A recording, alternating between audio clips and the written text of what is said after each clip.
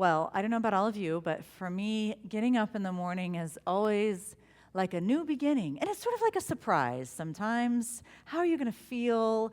Is that alarm going to go off and you're going to want to get up, or maybe snooze for a little bit longer? Maybe it's, okay, well, that kind of hurts. You've worked that out a little bit. Or who knows, maybe there's a dog barking that you think, just give me a few more minutes. Or whatever thing is happening, it is like a new beginning. For me, believe it or not, I love getting up early. The sun always seems like it holds a promise of something new. But I have to admit, sometimes when I get up in the morning, I am thinking about what happened the day before, especially if it was something difficult that causes me to stay in that space a little bit longer. It's often like I still have one foot planted there when I wake up and think about whatever thing happened in the past, in sometimes the ickiness of that, maybe even in the pain of that. And when that happens, it's hard to move forward, isn't it? It's like one foot stuck in cement. We heard this passage today. Now the 11 disciples went to Galilee, to the mountain which Jesus had directed them. When they saw him, they worshiped him, but some doubted. Oh, I love that line. I love when our scripture writers make everyone so human. They worshiped, they did what they knew they were going to do, but they still struggled. They still doubted. These are some of the last words of Matthew's gospel. Just before this, Jesus is crucified, buried, and then the tomb is empty. Mary Magdalene and the other Mary go up to see the tomb. There is an earthquake, remember that? The guards freak out. The angel appears to them, telling them to go with the others to Galilee, where it all began. And just before this, there is this plot, this bribery plot, in fact, to satisfy those in charge, to keep the guards and, in turn, the other leaders, the chief priests and the elders, out of trouble. This is quite a story. And so now these disciples go up, and they must have been exhausted from it all. But they go to where the story began, where the ministry began, where they see Jesus as promised. And I wonder what they must have been thinking. Did they want to go, or did they just want to go home? Go to bed, hit the snooze a few times, try to forget about the pain of everything that has happened. And yet they go and they worship, and they wonder. Now that word, doubt, Stanley Saunders points out that this word is found in the New Testament only here and in the account of Peter joining Jesus in his walk on the sea in 1431. Yet another story of divine presence and power marked by both doubt and worship. This word, distazo in the Greek, carries this sense of being in two places, standing at the same time in two different places, or being of two different minds. And so part of what this invites us to think about is that Jesus commissions not perfect disciples, not people who were completely confident, but real people who both worship and wrestle as they stand at the edge of the world that is passing away, the world that is changing, and the one that is coming to them, the one that they are being drawn into. You know, friends, that is a difficult place to be, isn't it? Standing with one foot here and one foot there, standing at the assumed ending of one thing and the beginning of the next. It is uncomfortable. It is scary. The uncertainty of it all could easily swallow them up, making it impossible to take the needed steps forward. And keep in mind, those steps forward aren't just to get through the day. They are to share the gospel. The life-altering, world-changing love of God, that's what they are being called to do.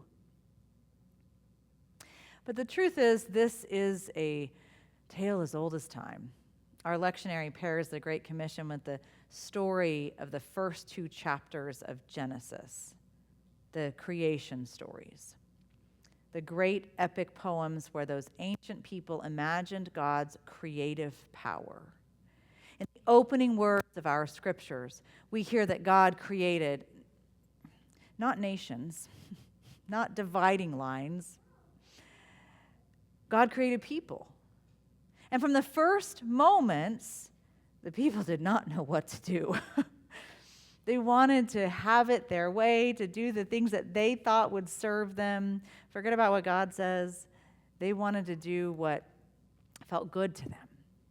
And in just a few more chapters, in Genesis 4 to be exact, the people are scattered and unity is destroyed. The people are out to protect themselves. This is why our entire First Testament is full of moments of God calling people back from their ways to God's ways. And it's why people, it's why we point to it every time we say the Lord's Prayer. It's why we say, "Thy kingdom come, thy will be done." Not our will, but God's will. It's why we have to be reminded of that always. Because it's not about us, it's about God. And if we believe we were created in God's image, the image of love, then we should believe that we are to work on that and for that always. Because we do often stand with one foot firmly planted in our own self-interest, even if we sort of have one foot planted in the idea of sharing the good news of God's love. And make no mistake, these stories, though they are told about a people long ago, they are about us. They are about the choices of human beings, of all human beings. We all would have acted the same, and we still do. Even when we know what is good for us, and what is good for humanity, we still keep at least one foot firmly planted in the past, firmly planted in ideas that really we should have left behind long ago, ideas that serve us and not others. But I think today we are invited to think about the fact that God created life and breathed that into us, and that we too should be looking at where we are supporting that. Thinking about the things that we do, those that we keep out, those that we welcome in. Because God intended diversity. God intended us to be different and still love and support each other. Because, friends, God in God's very self is diverse. You know, that is really what is at the heart of the Trinity. And I think if we take that seriously, not just leave it as some doctrine that caused some fights among people long ago as they tried to figure God out, I would suggest that we don't try to just leave it as some idea, but we really think about the fact that God in God's very self is a communal God, embodying grace and love and community. And so, if we are called to think about that, we are called to notice that in others and in the world. And it begs the question, if God in God's self demonstrates difference, then why can't we? If God in God's very self nudges us to something different, then why can't we allow ourselves to step into that? And further, all we have to do is look through Scripture to see that creative power pulling us back into community and nudging us into the future. And friends, I think that is good news. You know, today we celebrate our graduates, those who are completing one part of the journey and stepping into a new part. And that can be a little bit scary. And perhaps there are other places in our lives that are maybe not so big, but still where we are thinking about what are our next steps.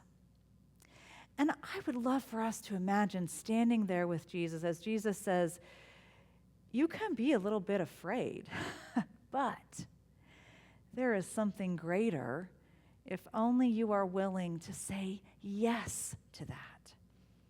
And I think that's true for us as this community that has been called together. We are being called to go out. We are being called to love and to serve.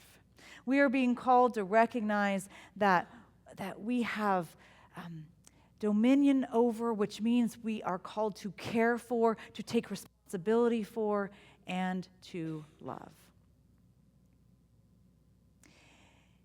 It is a new beginning, as Jesus stood on that in that space with those disciples, saying, "Go out."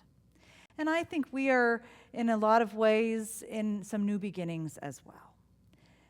And so will we take that seriously? Will we be drawn in? Will we be encouraged to go out and to love and to not leave our feet firmly planted and not move, but to step with faith and with love and with grace into the next part of our journey? Friends, I think we are called to that, and I think that that is our good news for this day and for every day. May it be so.